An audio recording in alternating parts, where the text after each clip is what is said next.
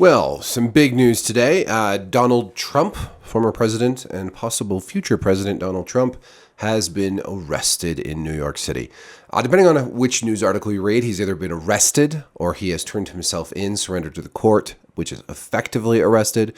Of course, when he posted to Truth Social, he posted that they are arresting him. So Donald Trump thinks he's been arrested. I suspect that people protesting both on his behalf and against this are also calling it arrested. But he surrendered himself to the court.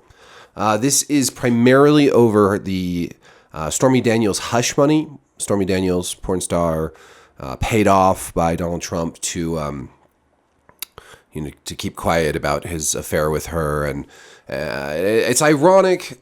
Okay, there's just so many little ironies. I just have to go over all the ironies.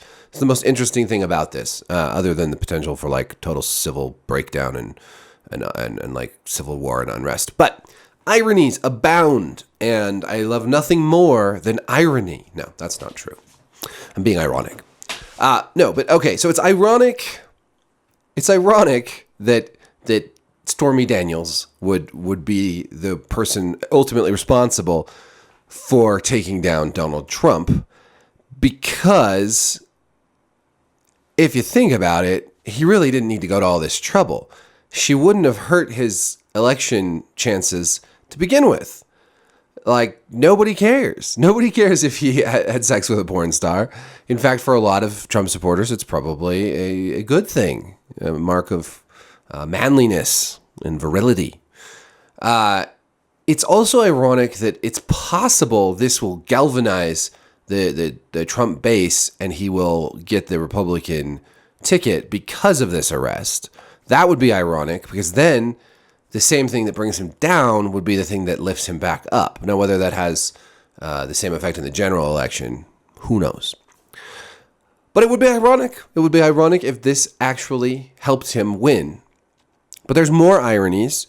It's ironic that Trump basically campaigned on the slogan, "Lock her up," about Hillary Clinton, and is now being arrested.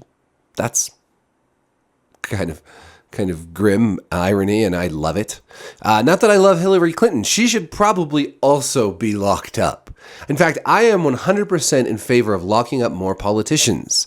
I think politicians should be constantly afraid of being locked up if they break the law, instead of thinking that they're above it.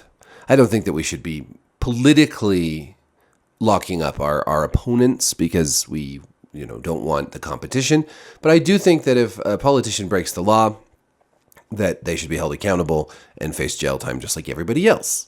Same with, big businessmen who, there was one of the great betrayals of the Obama administration was the fact that all these bankers and all these people responsible for the housing collapse just got off with a slap on the wrist and some bailout money instead of actually going to jail. Jail, I'm not a huge fan of jail in general. I think we lock up a lot of people for the wrong reasons, but for the super powerful, super wealthy, politically connected, it's a good reminder that the people will hold them accountable. That's another irony.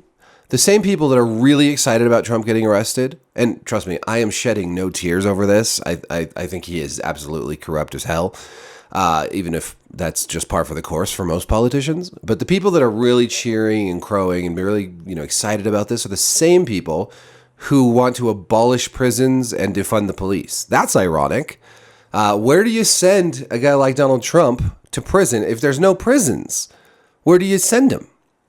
And if obviously he turned himself in, but if there had been no police, maybe he would have no incentive to turn himself in, because no one would come to arrest him anyways, and he could just stay home. Just ironic that people who think that the prison system should be completely done away with are gleefully cheering the arrest and potential prison sentence of Donald Trump. Police reform and prison reform are both super, super important, by the way, and I am not meaning to diminish those at all, because I'm a huge advocate and have been a huge advocate of police reform and prison reform for a very long time. I think we have a lot of problems. We definitely don't need to be militarizing our police forces. I think there's huge problems with both private and public prisons. Excuse me. And I think that police reform is ultimately going to benefit police more than almost any other group. But that's another story for another time. For now, we have Trump arrested.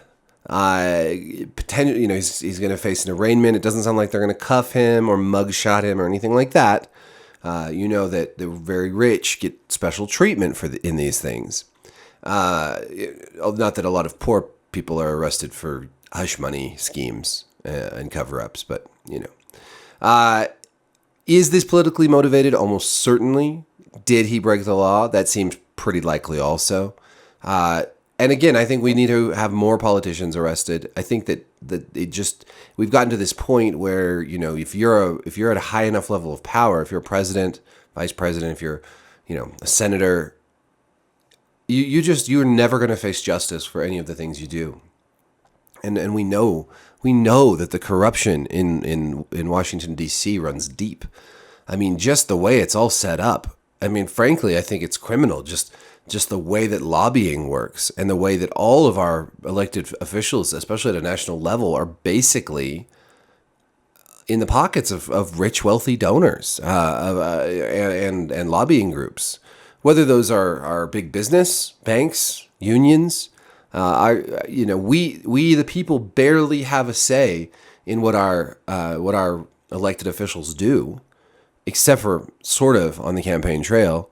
And then they just go to Washington and cozy up with all their lobbyist buddies and funnel tons and tons of money to defense contractors and banks and automobile manufacturers and overseas and into the war machine. And let's fire them all and lock up a good portion of them. There's very few honest people in either party, as far as I'm concerned. But of course, they protect themselves. They protect each other. It is quite extraordinary to see something like this with Donald Trump being arrested. A former president being arrested for something like this it's not a very common occurrence. Will he be found guilty? That's, who knows what kind of evidence they have, what the jury will be like. There's so many question marks. If he is found guilty, will he face any jail time, or will this just because Trump is good at two things. Trump is good at turning every disadvantage into an advantage. So I would not be surprised if he turns this into into a political advantage somehow. He's also very good. The reason that Trump can get away with all this shit, being, the reason that even the conservative Christian groups like Trump, despite him not being particularly conservative or Christian, especially on social issues, is that he does the one thing most people want the most from their politicians, which is just destroy the other side. Destroy them in every possible way. I mean, that is what motivates Trump supporters most. He is really, really good. Whether it's in the Republican primaries, when he made every one of his opponents look bad and fake and stupid and weak and pathetic, and Trump just looked like the guy just brimming with self-confidence, always ready to crack a joke at anybody's expense. He is a force to be reckoned with. He has charisma. He is not afraid of saying anything. And this allows him to be the avatar of destruction that people want in a politician. This is why Democrats often seem so weak, is that they're just not as good at this. And Republicans are better at it. They're better at being that. But Republican politicians are better at being that. Whether or not it's good for the country, whether or not it's good for policy, they're great at just pounding their opponents into the ground. That's Fox News for you. They're really good at that. That's funny. That's I've been watching Succession, which is a great show. You should watch that. And that is what Logan Roy is good at. He's a killer. He's good at destroying his enemies, and that is his appeal. And I get it. I understand it. It's not really my politics, because I'm always talking about how we should unite on things. I'm a uniter, but I fundamentally do understand why the destroyer is a popular figure in politics, and why Trump in particular, who's very funny and self-confident and kind of crazy, right? But still, he has those other qualities. Why he's popular, I understand. And I understand how, and I think he didn't even understand himself how much he could get away with before all of this. And now he does. Now he understands. So, anyways, it's going to be really interesting to see this unfold, to watch all the different ironies collide and coalesce. Yeah. So let me know what you think about all this. I'm sure people will have very strong opinions. He's being set up. He's this is all just politically driven. There's no truth to it. Frankly, I think it's kind of a little bit of everything. It is politically motivated. He is probably guilty of whatever he's being charged with. He is a crook, just like all the crooks he rails against. He wants to drain the swamp, but he wants to fill it up with his own swamp water. That's Trump for you. And frankly, the only thing that I really appreciate about Trump personally is that at least he kind of casts a light on the hypocrisy of it all. Like, sure, he's a liar. He's constantly pushing fake news and bullshit, but all the sanctimonious motherfuckers out there, all the established elites, and he is an elite, but all the established elites in Washington, they're all just as corrupt and full of shit, and they just lie prettier lies. They tell the same lies we've heard so long we forget their lies. Trump just has a new batch of lies, and he's not playing the same kind of game, and so it sticks out more. We see it better. But it's, they're all full of shit. And I don't know. I find the Trump worship and the Trump hate equally perplexing.